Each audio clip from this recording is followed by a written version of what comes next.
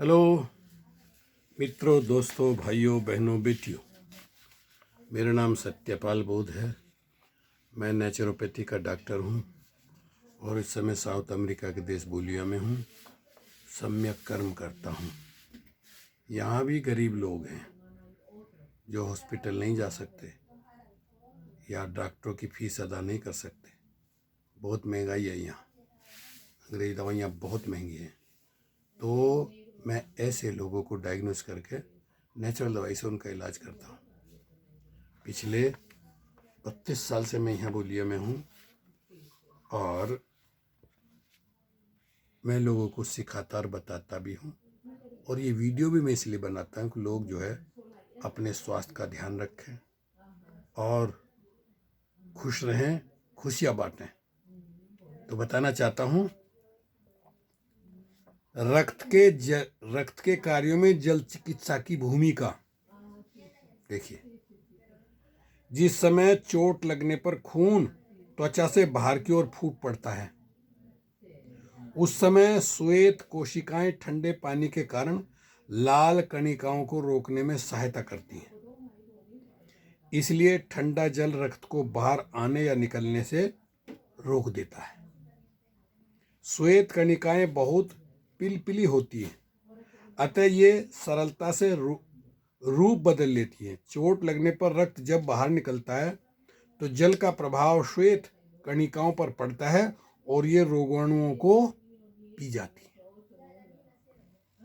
सूजन होने पर त्वचा मोटी हो जाती है। भीतर मांस में रक्त उछलकर एक स्थान पर ठहर जाता है। जब हम सूजन वाले स्थान पर गर्म पानी से सेंक करते हैं तो श्वेत कणिकाएं लाल कणिकाओं का मार्ग मोड़ देती हैं।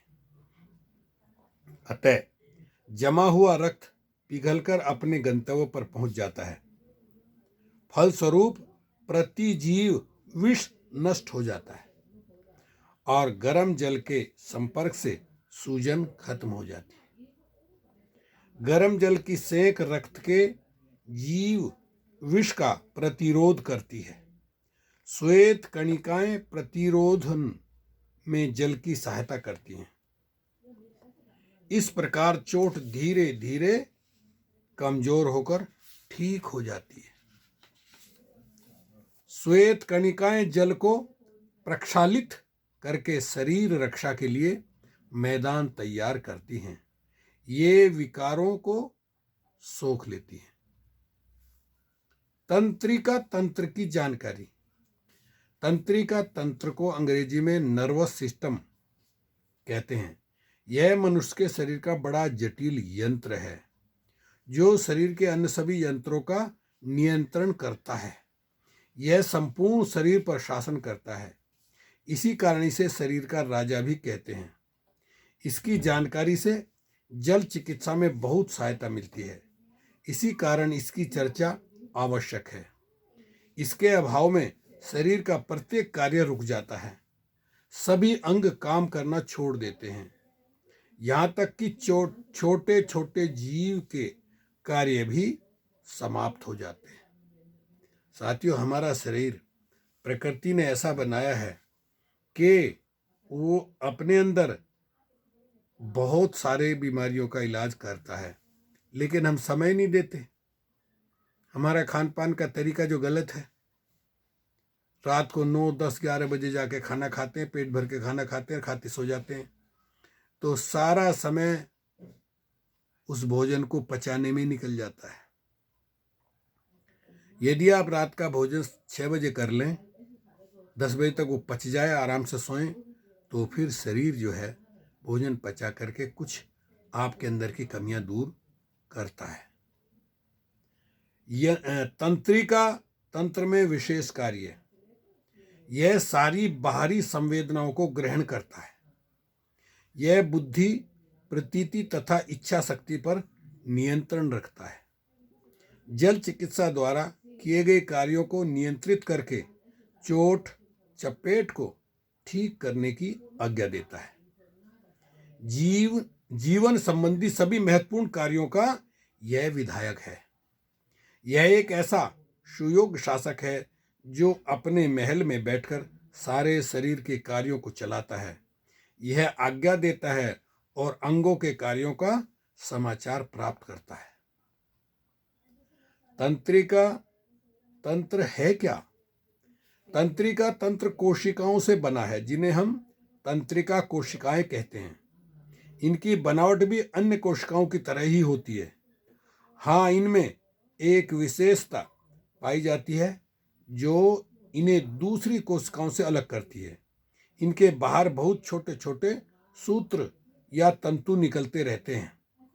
जिन कोशिकाओं में केवल 2 तरह के सूत्र निकलते हैं उनको 2 ध्रुवीय कहते हैं, लेकिन जिनके चारों ओर सूत्र निकलते हैं उनको बहुध्रुवीय कहते हैं। आगे चलकर इन तंतुओं सूत्रों की अनेक शाखाएं हो जाती हैं। इन कोशिकाओं के एक तरफ ऐसी शाखा भी होती है जिसमें अन्य शाखाएं नहीं फूटती। यह अक्ष तंतु है। यह वसायुक्त पदार्थ के पर्दे से ढका रहता है। अक्ष पर आवरण चढ़ जाने के बाद यह पूर्ण सूत्र बन जाता है। अब इसे तंत्रिका सूत्र कहते हैं। साधारण रूप से देखने में यह सफेद लगता है, किंतु अणु वीक्षण यंत्र से देखने पर पता चलता है कि यह 2 तरह के पदार्थों से मिलकर बना है, एक भूरा पदार्थ और दूसरा सफेद पदार्थ। भूरा पदार्थ कोशिकाओं का होता है तथा श्वेत पदार्थ उनसे निकलने वाले तंतुओं का होता है। इस प्रकार सब मिलकर एक इकाई बनाते हैं जिसे तंत्रिका कोशिका न्यूरॉन कहते हैं। प्रत्येक कोशिका अपने में एक स्वतंत्र इकाई है जो अन्य तंत्रिका कोशिकाओं से शाखाओं प्रशाखाओं द्वारा संबंधित रहता है। ये सब शाखाएं एक दूसरे से उलझकर एक जाल सा बनाती हैं, लेकिन उनमें वास्तविक एक सूत्रता नहीं पाई जाती। इसी स्थान पर तंत्रिका संवेदन एक तंत्रिका कोशिका से दूसरी तंत्रिका कोशिका में बिजली धारा के प्रवाह के समान प्रवेश करती हैं। तंत्रिका तंत्र में मस्तिष्क होता है। देखिए, तो चूंकि वीडियो लंबी ना हो जाए इसलिए छोटी छोटी वीडियो में ही हम आपको थोड़ी थोड़ी जानकारी देते रहेंगे। ओके, शुक्रिया, धन्यवाद। फिर मिलते रहेंगे।